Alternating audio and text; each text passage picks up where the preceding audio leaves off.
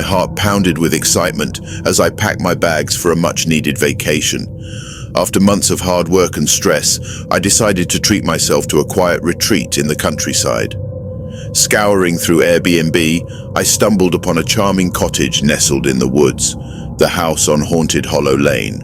The name piqued my curiosity, and I couldn't resist the allure of staying in a place with a spooky reputation. As I arrived at the cottage, I was greeted by a picturesque scene. The house sat atop a small hill, surrounded by tall trees that swayed gently in the breeze. It exuded an old-world charm, and I couldn't help but feel drawn to its rustic beauty. The host, a middle-aged woman named Mrs. Harris, welcomed me warmly. She spoke with a soft voice and had a kind smile, but her eyes held a hint of sadness that I couldn't ignore. When I asked about the house's name, she hesitated for a moment before sharing tales of mysterious occurrences that had earned the cottage its reputation. Brushing off any concerns, I assured her that I was thrilled to experience the house's history firsthand. With the key in hand, I stepped inside, immediately falling in love with the vintage decor and cozy atmosphere.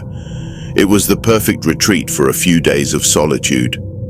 As the sun set, the house transformed under the moon's eerie glow. Shadows danced on the walls, and the stillness of the countryside was broken only by the distant sounds of nature. I couldn't help but wonder what secrets this old cottage held. On the first night, I settled into the master bedroom, where an antique four-poster bed dominated the space. The creaks and groans of the old house only added to its charm. As I drifted off to sleep, I heard faint whispers like the echo of long-forgotten voices. It must have been my imagination playing tricks, I thought, as sleep finally claimed me. The following morning, I awoke to the scent of fresh coffee and the sound of birds chirping outside. But something felt different, a lingering sense of unease that I couldn't shake. I decided to explore the area, hoping the distraction would dispel my strange feelings. During my walk, I met a few of the locals who spoke of the cottage's history. They recounted tales of unexplained shadows moving through the rooms, objects mysteriously shifting, and the laughter of children echoing through the halls. Despite the fact that no children lived there for decades, some claimed to have seen the ghostly figure of a woman standing by the window, staring out into the night. Their stories only fueled my curiosity, and I couldn't help but wonder if my stay at the house on Haunted Hollow Lane would provide me with my own chilling tale to share. As the days passed, the unease grew stronger, and peculiar incidents began to unfold. I would find doors ajar when I was sure I had closed them, and the temperature would suddenly drop, sending a shiver down my spine. At times, I caught glimpses of movement in the corner of my eye, but when I turned, there was nothing there. During one particularly eerie night, I woke to the sound of footsteps echoing through the hallway. Heart pounding, I followed the sound, only to find myself face to face with a shadowy figure at the end of the corridor. It was the woman Mrs. Harris had mentioned, her form translucent and ethereal. She seemed lost and confused, her eyes pleading for help. Before I could react, she vanished into thin air, leaving me trembling with fear.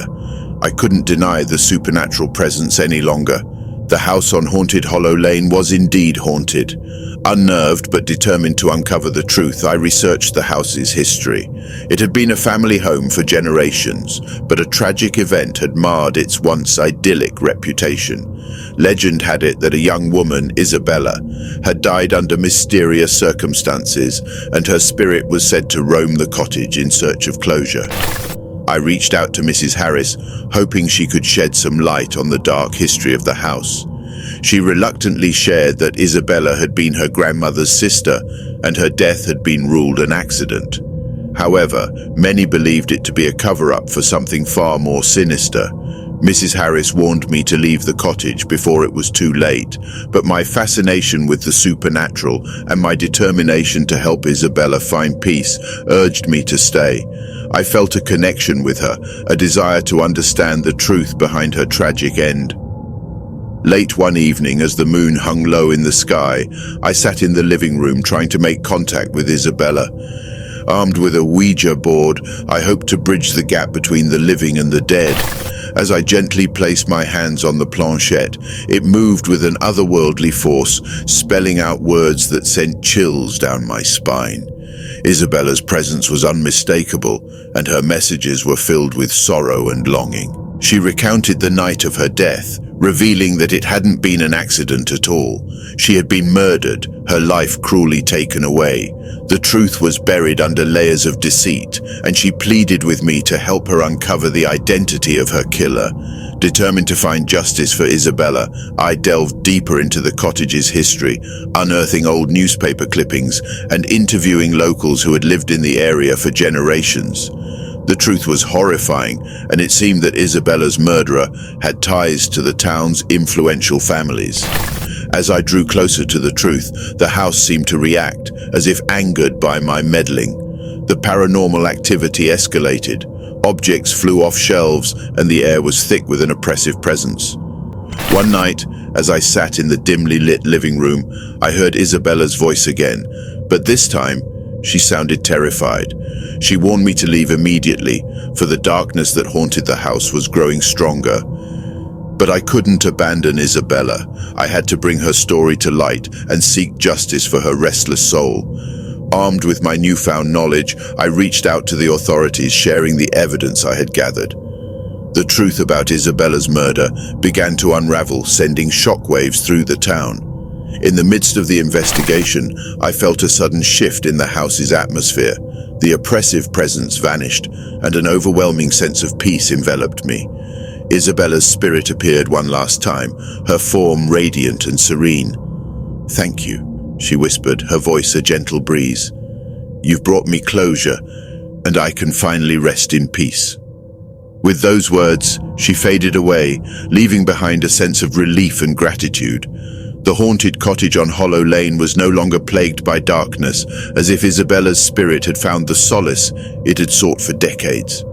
As I prepared to leave the house, Mrs. Harris appeared one final time. Her eyes held a mix of sadness and gratitude. "Thank you for helping Isabella," she said softly. "It was her family who tried to cover up the truth all those years ago. You've brought justice to her memory." I nodded, my heart heavy with the weight of what had transpired within those haunted walls. Isabella's story would forever remain etched in my mind, a chilling reminder of the horrors that can lurk within even the most idyllic settings.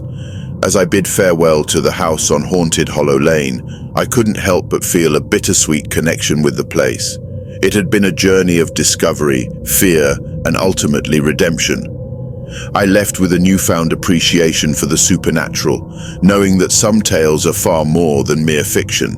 And as I drove away, I couldn't help but wonder about the countless other Airbnb horror stories that lay hidden in the shadows, waiting to be uncovered by the brave and the curious.